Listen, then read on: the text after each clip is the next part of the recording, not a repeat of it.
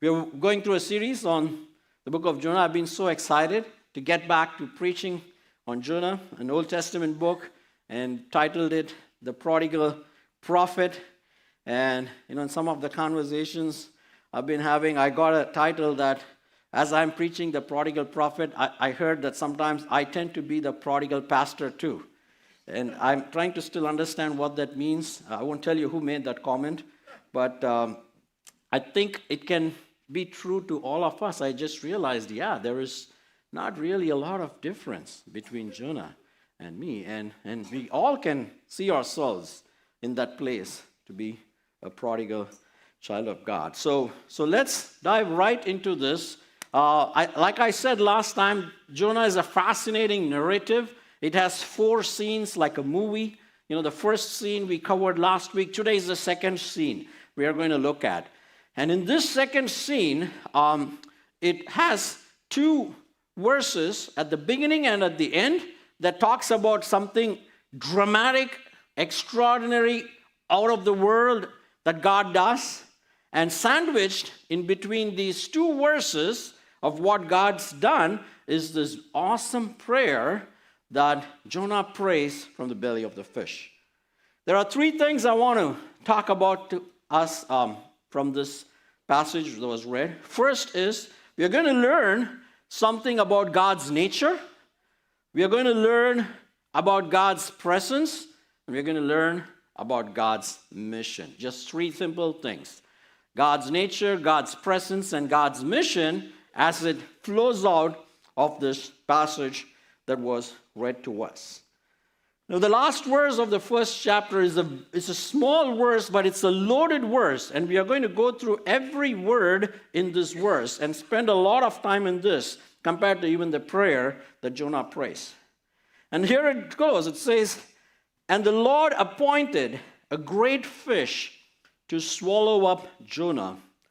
And Jonah was in the belly of the fish 3 days and 3 nights." Wow. What a fantastic verse at the end of all the dramatic events that happened in the first chapter. We saw last week that there was 2 problems that Jonah had. When he was told to go to Nineveh, he ran away as far as he could because he had 2 fundamental problems. His problems were simple, and it's possible that many of us have the same problem. He had a distorted, or rather incomplete, or a wrong view of God in his life. He couldn't understand that God can be just, but he couldn't understand how God can be merciful. And he had a wrong view or a distorted view of people, where he could only love people who looked like him and didn't have a heart for the nations that were around Israel, especially the ones that were hurting him. It is a fundamental crisis, and in a sense, every human being goes through this. Our view of God is intimately connected with our view of other people. And that's why the greatest commandment, or the great commandment that God gives in the Old Testament and New Testament that Jesus reiterates is what? Love your God with all your heart, soul, mind, and strength, and love your neighbor as yourself. If our view of God is distorted, then it affects our love for God, and it affects how we receive God's love, and it will spill into how we view other people who are different, and in giving that same love to those around us. They're both intimately connected, and you see that playing itself out in the life of Jonah. Because for Jonah, God is a strict God. He knows what God has done in the Old Testament, how he has dealt with the nation of Egypt, how he sent plagues to destroy the evil Pharaoh. And so in his mind, through that, it was only locked in that God is a just God. He has to punish wicked people. He's judgmental, and that's how he is, and that's how he should be. And the key to unlocking these two things are distorted, insufficient, incomplete view of God and our distorted, insufficient, incomplete view of people boils down to one essential nature of God. And that is what is flowing out in this verse. And you know what that is? The singular attribute of God in which all of his other attributes are interwoven together is the grace of God. In this verse is hidden the tremendous, tremendous grace of God that Jonah has hitherto never experienced in his life. And you and I also grow up without experiencing the grace of God. The first time it hits you like a lightning because it's so unbelievable that it's possible. And Jonah gets to experience for the first time the grace of God in the unlikeliest way, in the unlikeliest place, way bottom in the ocean and way bottom in the belly of a big fish in the Mediterranean Sea. You know, we use the term God's grace sometimes very flippantly and for trivial purposes. Not that it is not there. You know, we say, by God's grace, we got a car. By God's grace, we got a house. By God's grace, we got a dog. You know, it's true. God's grace covers everything. But the grace of God is much, much bigger than that. And Jonah was actually living true to his understanding of God. As far as he is concerned, because God is holy, because God is perfect, because God is just, if you violate that, you deserve to be punished. So he accepted that in his own life, that when the time came when he was on that ship, sleeping, and everybody else's life was in danger, and then it struck him that he was putting everyone else's life in danger because he was disobedient to God. He immediately knew he deserved the wrath of God. He immediately knew he needed to be thrown overboard so he can experience the justice of God. He got that part and he let himself voluntarily be thrown into the ocean. And if you look at the world today, many religions get this part right, including some Christians, where we believe those religions will tell you, especially if you look at the religion of Hinduism, while you have to do karma or good works, and if you do bad works, you have a problem. God is angry at you. You cannot receive salvation. Now God is surprising Jonah when he's in the belly of the fish, where he is now resolved. In fact, it doesn't even strike him. He doesn't even know what's going on. Why he should have been dead by now. He's alive. And there's always the question, why did God let him be there for 3 days and 3 nights? Maybe for some of us, it just takes a long time to get it, who God is. When a tragedy strikes or when a storm comes our way or when we are going through a challenge, our first response is always chaotic and it takes a while to sink in, isn't it? So Jonah is suddenly surprised. First of all, he's alive. Oh my goodness, I'm not dead. And he's alive in the most crazy place, in the belly of a big fish. And he's beginning to sense, what is this thing about God I have not experienced? Shouldn't God have just killed me by now? Like he killed the pharaohs and all the false prophets or those who didn't obey him? Why am I alive? He's beginning to get a glimpse of the second part that he missed, the undeserved mercy and grace of God. Now here's a simple definition from one author who says, grace is favor granted to an undeserving person by an unobligated giver. Let me repeat. Grace is favor granted to an undeserving person by an unobligated giver. Grace is being let into a place you don't deserve to be let in by a person who is not obligated to let you in there either. First time Jonah's experiencing the grace and mercy of God. It blows his mind away. Because everywhere else, anywhere else you go, people tell you, or people's understanding of God is you have to do, and work hard so that you can belong to this group. So you can be in with this group of people, or you can be in God's presence. First time, what can you do in the belly of a fish? Nothing. And God's grace and mercy touches and reaches Jonah there. It's only in life's storms we do get to experientially know the grace of God. There are 3 types of people in this world and how they process and understand who is God and who are others. I'm going to use the language of transactional analysts, but it's not what they define. I'm going to redefine it. These are the 3 types of people. Listen carefully. It's very simple, but it's also quite deep. The first group of people are those who say, I am okay, you are not okay. All right. The second group of people are those who say, I am not okay, and you are not okay. The third group of people are those who say, I am not okay, and you are not okay, but that's okay. Simple to remember, all right?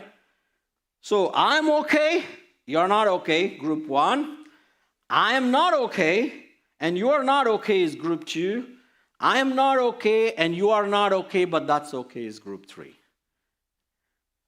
And I'll unpack what these 3 categories are, and then you can decide which category was Jonah in, and you can decide which category are you in.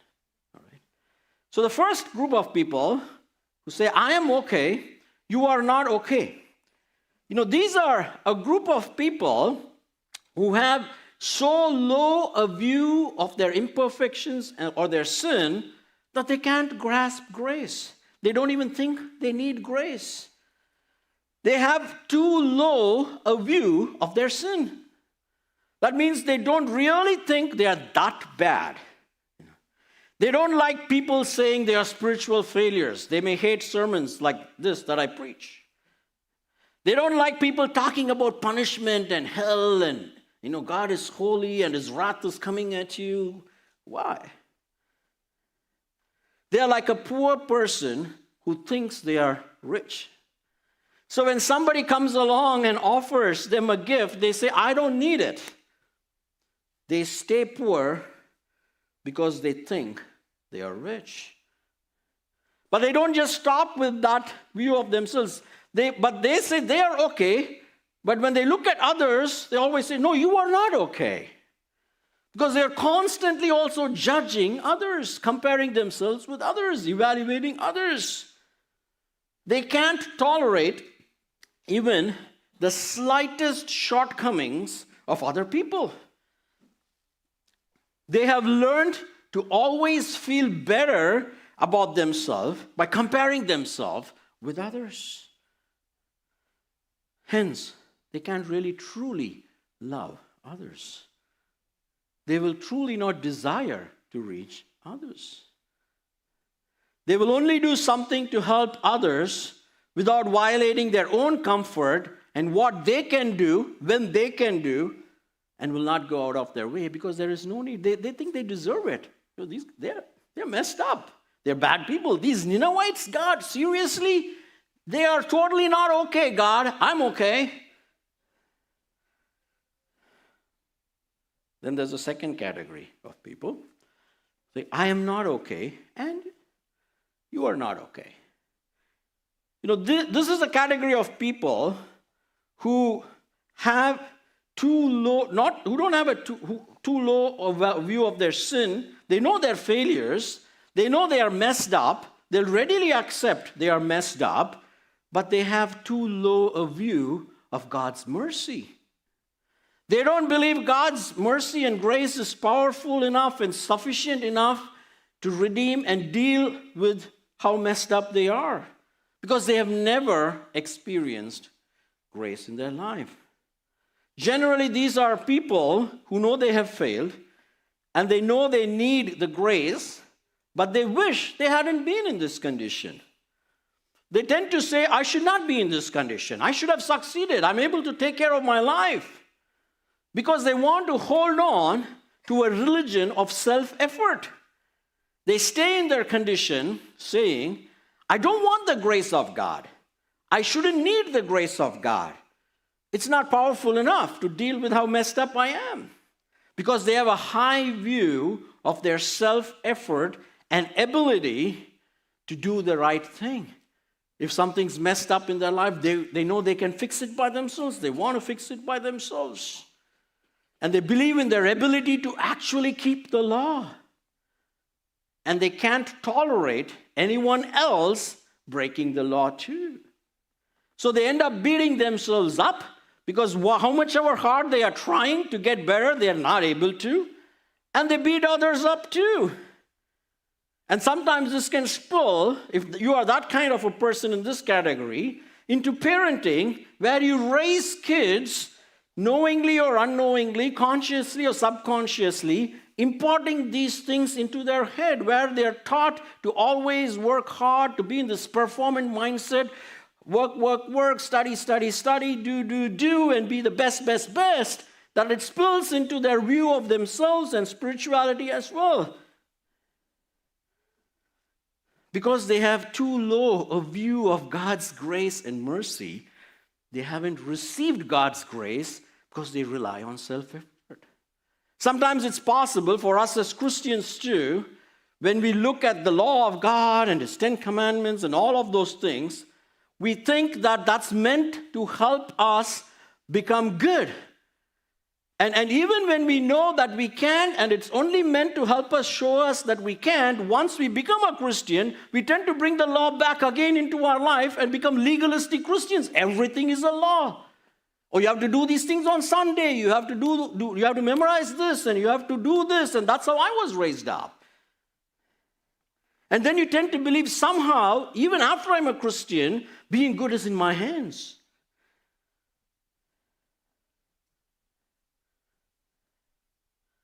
So once they do this, they try, and when they fail, they become dejected, depressed, but they still can't let go and receive the completed work of Christ.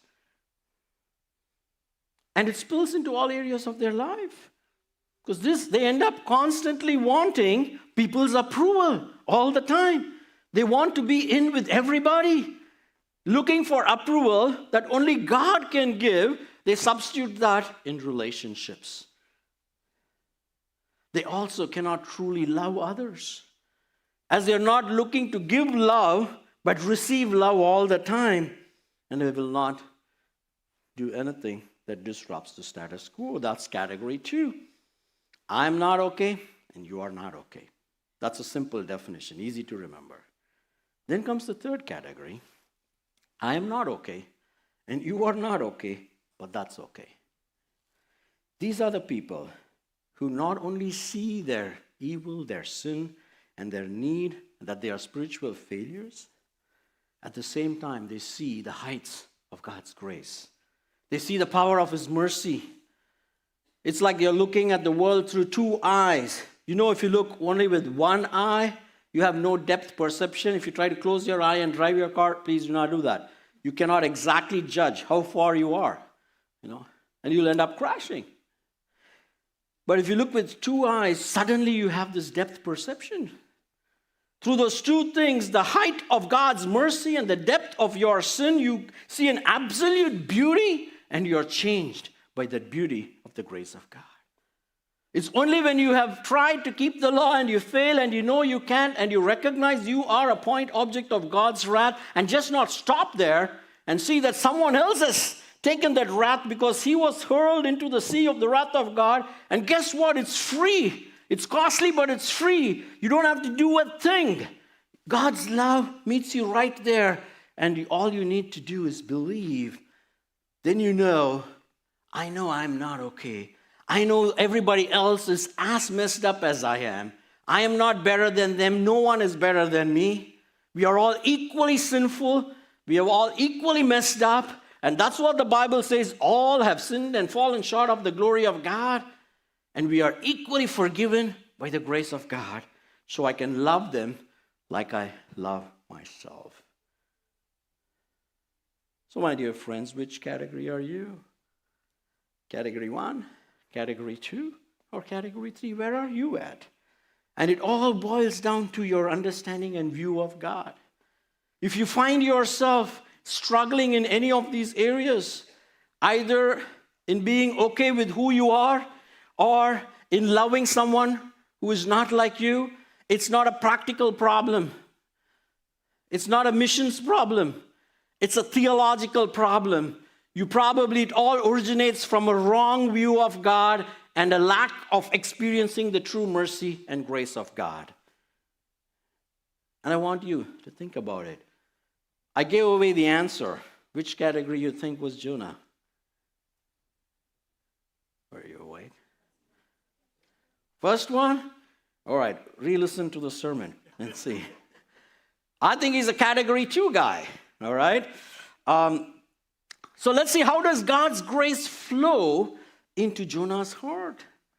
This very first verse, there are several things. You remember we said Jonah is not about the big fish, but about a big God? You can see the bigness of God in this very first verse. First of all, it says he appointed. God is so sovereign over all his creation. Things that happen in our life don't just happen by accident or by chance or randomness. There is a similar scenario that happens in the New Testament. In Matthew chapter 8, verses 23 to 27, we see there is another boat going on the lake and there is a storm and someone else is sleeping. This time Jesus is sleeping in that boat, unlike Jonah. The disciples appear as afraid as the sailors. And Jesus showed himself as a master of the elements by rebuking the wind and the waves. And the amazement of others on the ship parallels the amazement of the sailors who saw the storm abate after throwing Jonah into the sea. The lessons of both are similar. Here was Jesus revealing that the Lord or Yahweh or He is sovereign. He commands, all else and all others must obey. He's a big God. It says, he commanded the sovereignty of God. A great fish, gadol, that's the word for great. It doesn't explicitly say it's a whale. Just this last year, scientists say they discovered 100 new species of sea creatures. And they are still finding new fishes every time. And in fact, there was a controversy. People said whales are not a natural part of the Mediterranean ecosystem. And that was used to prove, therefore, this account need not have been true. But then they found out, archaeologists, that whales were actually there's a special kind of a whale. They don't call it a whale. It used to be a part of the Mediterranean, but it got extinct by overfishing and hunting by the Romans. So we don't know. We don't have to get lost in what was this fish and how did this happen. But what is crucial was this big animal, a sea creature, did what God asked it to do, swallowed up Jonah, and by doing that, saved him from dying. The depth of Mediterranean Sea in which this even happened is as high as Mission Peak. It's like 3.5 miles. Mission Peak, I think, is 3.1 or 3.2 miles. That's the depth of the Mediterranean Sea. And as you go down, I don't know if any of you have tried diving. I've tried only once. Once you go below 20 feet, you have to wear something to cover your ears because the pressure just compresses your body so high. Our bodies are not created to withstand pressure that is found more than, 60 or 70. We have a pro here. Rajan's a pro diver. What's the depth, Rajan, where we can't experience the pressure? You have to revise your notes and get certified again. So if you go sink down below like a few hundred feet, our body will just implode. And so Jonah is surprised. Here's like probably it says I'm at the depth, which means he was like almost 3.5 miles below the surface of the ocean and is alive and safe. He's not getting the pressure because the whale is taking the pressure. He's in an incubated, isobaric, that's the term we use scientifically, chamber, designed by God naturally through this big fish. That's just mind-blowing. And he's alive. His body is intact. He hasn't imploded. And he probably didn't even realize what was happening. You jump in and boom, suddenly something swallows you. There was a video recently of a kayaker who actually got swallowed by a whale for a few minutes and then it spit him out. And they asked him, how was it? He said, it was dark. I couldn't see anything. I didn't even know what happened. And it's only after he came out, the other kayaker had filmed it on a GoPro, and he said, oh, what? I got swallowed by a whale? So Jonah didn't even know what just happened to him. That's the amazement of the grace of God. He thought he was just drowning. He experiences the weeds, and then suddenly, here he is safe. And commentators have asked this question too, why is it 3 days and 3 nights? In Mediterranean mythology, 3 days and 3 nights was typically what they thought is the time it takes to go to Sheol or hell or the other side of life. So when they read it, they will understand that. And Jonah was saying, 3 days and 3 nights means he has literally gone over. It's death. It's irreversible death, and there is no way out of that. And that's hell.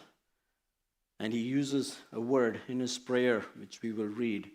He felt the separation from God. That's what sin does. That's what the Bible says. The wages of sin is death. And death is devastating. When you experience it and hits you personally, close to you, it's only then you will realize how big death is. Today is the 6th year anniversary since my brother-in-law and Rima's brother and Gifta's husband, Inba, passed away. And I remember like it is yesterday, the first time hearing it and knowing that the one who is so closest to you is gone forever. You're not going to see them again. And it is at that time your faith is going to come alive. Normally in the world, when you lose a loved one, there is no hope. They're gone. When you and I die, we are not going to take any of the things we have in this world. Our space is just a 6 foot by 4 if they decide to bury. If they decide to burn us, even that's not there. It's just our ashes. We have funerals, and this is the size of our ashes when it's put in a bag. That's it. That's all we are. And so Jonah thought he's done. He's never going to come back. He's never going to see life. And he says, I went down to the land whose bars closed upon me forever. That was the understanding. No one comes back alive. He too thought he was done. And suddenly, he's breathing. He has life. That's the grace of God. Unmerited. He does not have to save him. He does not have to give him life. He's a runaway prophet. And God would have been just to let him die. But he shows him unmerited favor, gives him life. And how did this happen? Jonah did not know, to some extent, though he refers to it in his prayer, that he was a type of Jesus Christ. He talks about this in his prayer, where he says, yet I shall again look upon your holy temple. He needed this 3 days and 3 nights to just collect himself and be able to think and realize, how could this be possible? How can I obtain grace? How can I obtain mercy? There is no way except by thinking and looking at this one thing that is there in the temple. And you know what's in the temple? What probably is in his mind, and when every Israelite's mind, when they mess up or do something wrong, is the mercy seat of God in the temple of God. That's just a slab beneath which are all the 10 commandments and the things that are buried there. But on top of that is the mercy seat, and upon that is sprinkled the blood of animals who substitutionarily take away your sin upon them. Jonah didn't realize what he's experiencing is the substitutionary atonement that someone else did, the greater Jonah did for him on the cross. You remember we saw last week when Jonah was hurled into the sea calmed, and the life of the sailors were saved. That's substitution. And Jonah recognized that someone had to substitute to absorb this wrath of God and justice of God. He could only see to the mercy seat of the temple, but we know that he was a type of the greater Jonah who completely absorbed God's wrath and anger. And because of that, I can receive mercy. You can receive mercy. And Jonah knew he had received mercy. And he gets the mercy part right now, the grace part right now. And in a real sense, his heart gets regenerated. My dear friends, have you had that experience? Depending on which category you are, I want to beseech you this morning to get real with God and honest with God and examine your lives and see who are you and what are you missing. Have you experienced this grace of God, mercy of God? And you cannot experience the grace and mercy of God if you have not experienced your wretchedness and your sinfulness and the wrath that you deserve. But when you get them both, it's new life and it's beautiful. Because if you have a wrong view of God, you have a wrong view of people. And God had to break Jonah before he can use Jonah. You know, God has to break each and every single one of us before he can use us. That's his pattern throughout the Bible. Take Moses. He thought he can do it by his own effort. Now God says, I'm going to let you stay 40 years in the desert till the point he realized, oh, I can't do anything. I can't even speak. Or Joseph, who had to be in prison, who had to go through so many other things. And you pick up any Old Testament saint, every single one of them, God used them mightily, but before he could use them, he had to break them. And that's the same with all of us, my dear friends. God desires to use us as his missions agents, but before that, he needs to break us. He needs to break our wrong understanding of who he is and help us form the right understanding of himself. That's the nature of God that Jonah experienced. And next comes the presence of God. You know, he breaks in response to this revelation of receiving the grace of God into a standard psalm of thanksgiving. It's a psalm of praise and thanksgiving. It has 3 paragraphs. The first 2 paragraphs ends with your holy temple, and there's a short 3rd paragraph. It has 5 parts like any of those psalms do. There's an introduction in verse 3. There's a description of the past distress that he went through in verses 4 to 7. There's an appeal to God for help in verse 8. There is a reference to the rescue God provided in verse 7. And finally, there is this response or a vow of praise or a testimony to what he's planning to do after that. All Thanksgiving psalms follow this pattern, and Jonah is able to do it. He's a prophet. That's his job. He's probably done several of these psalms and led people to worship. But right in this belly of this presence, he is now kindled to go to this psalm. You know why? He's experiencing God's presence in the most unlikely places. He realized he wanted to run away from the presence of God. He thought he can do it successfully by going 2,500 miles west instead of 500 miles east. And then you read the book of Jonah, the first 2 chapters, the word that keeps repeatedly coming is down, down, down. He went down to Joppa. He went down to the bottom of the ship to sleep. He went down to the ocean, to the depths. And he went down to the bottom of the belly of the fish. But no matter how much down, down, down he went and he thought he could escape God's presence, he never realized you can never escape the presence of God. His presence is always with you. Sometimes when we go through a trial, we feel God's not with me. I don't feel God's presence. Our feelings can be deceptive.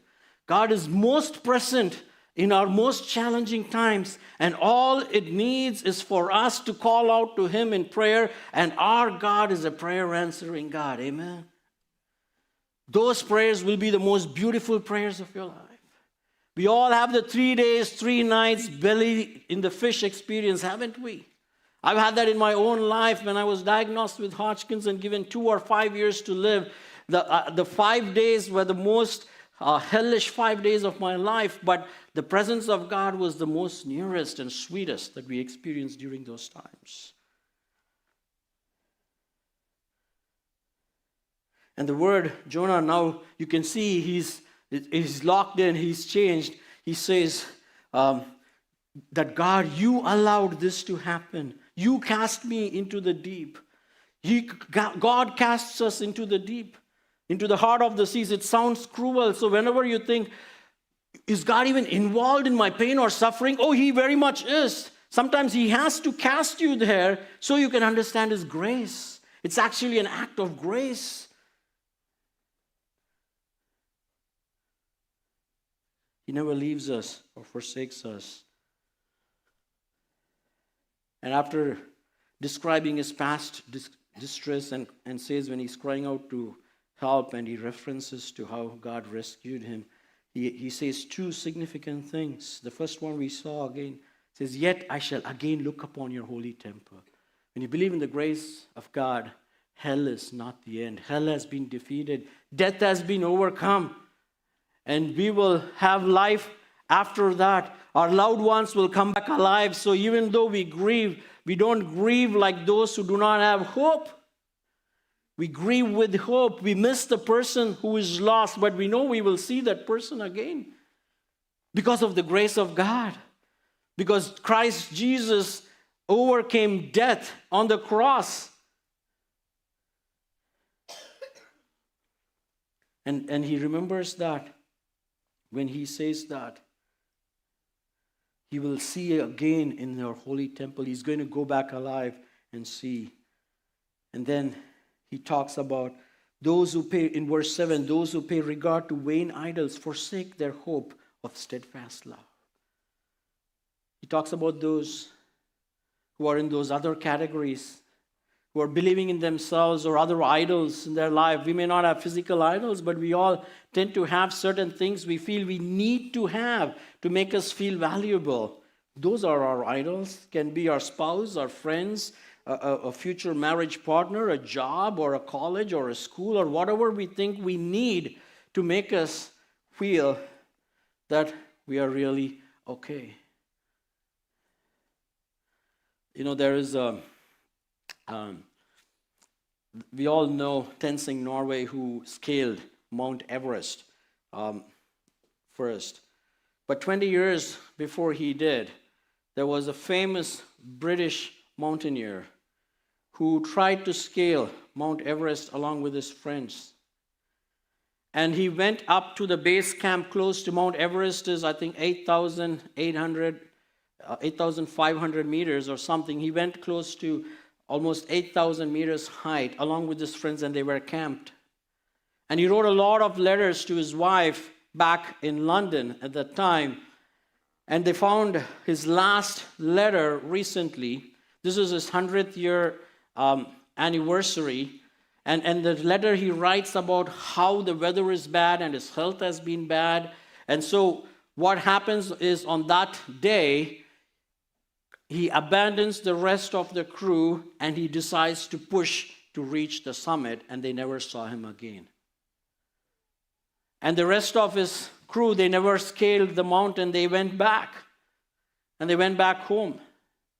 And he was lost. And in 1999, a crew was set up on an expedition to go find his body. And they went and they found his body. And they found this letter and the other letters his wife and others have written. They are going to present that in a museum in London this year later.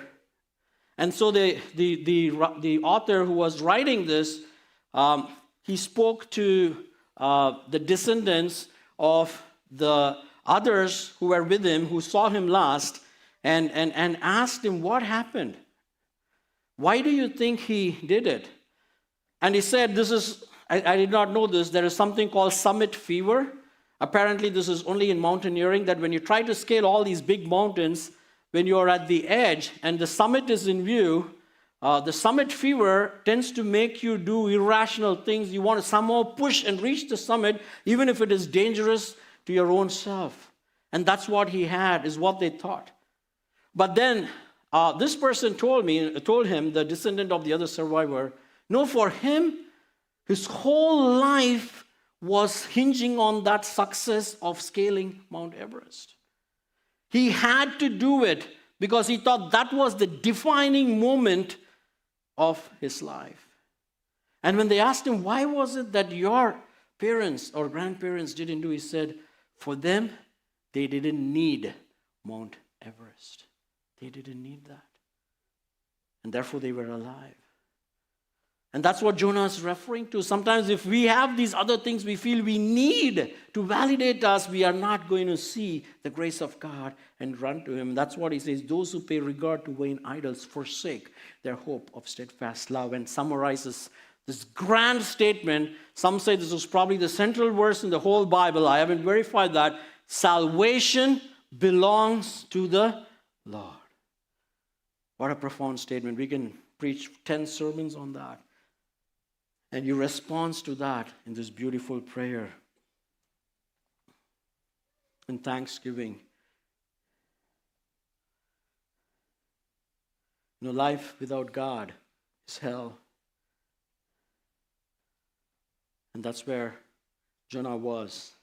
But God met him there. God's presence reached down to hell to lift him up. He answered his prayers. God answers your prayers, however you are, wherever you are. How do I receive this grace of God in my life? Whichever category you are, pray. And tell God, I'm exhausted. I'm tired. Help me to know that I am not okay and that's not okay, God. And he will. And then comes this last verse. Again, a simple verse. Captures a simple dramatic event. A fish vomiting a person onto dry land. You don't see that every day, do you? Has any of you seen that? Adniel has, or Haniel has? Oh, I thought you raised your hand. Maybe you saw somebody. That would have been cool. A fish vomiting a person. It kind of sounds yucky, and I don't know how we would have felt what all he had on him.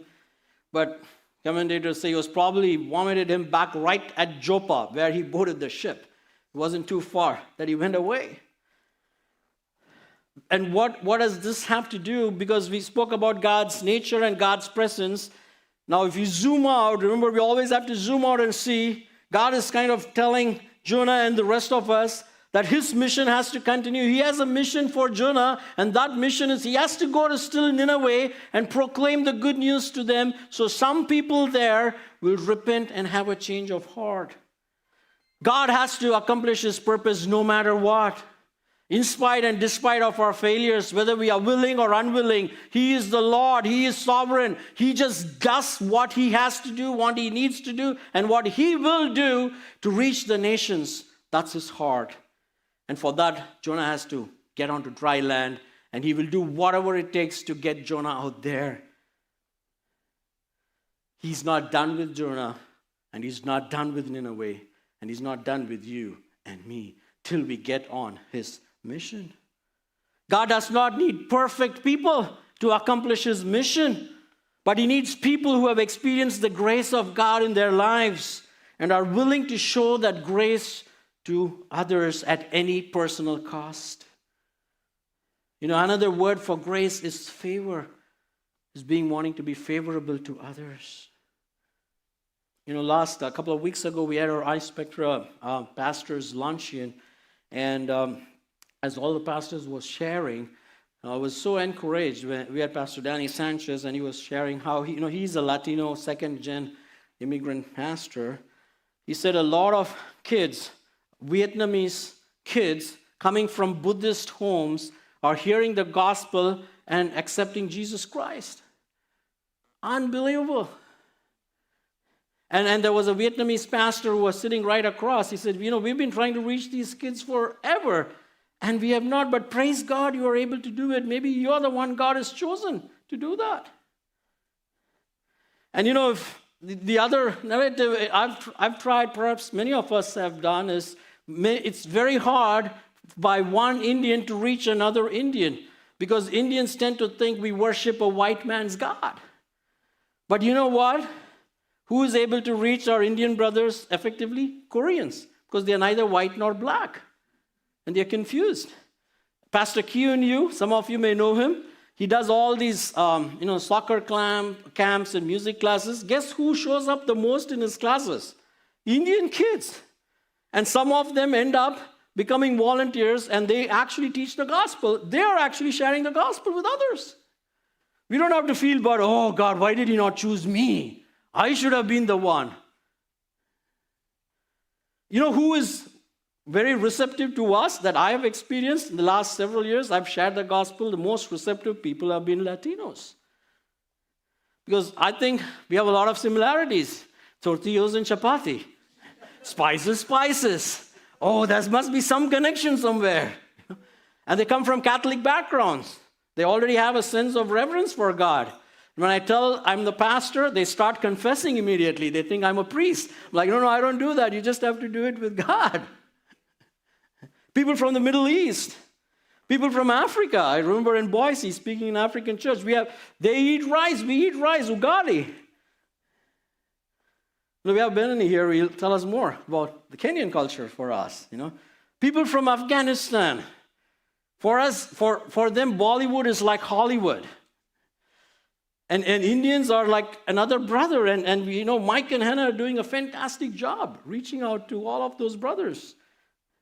Lausanne came up with a report just yesterday on the state of missions. And they made this point, missions is now polydimensional. Previously, missionaries went from the west to the east. And then people moved from the east to west. Now God is moving everyone from everywhere so that by all means, all people can be reached. And all missionaries were immigrants before, but now all of us as immigrants are missionaries. Are you telling me I have to stop? The gospel is spreading from everywhere to everywhere. Polycentric missions. And if you're wondering, how do I do it? We have opportunities right in our church.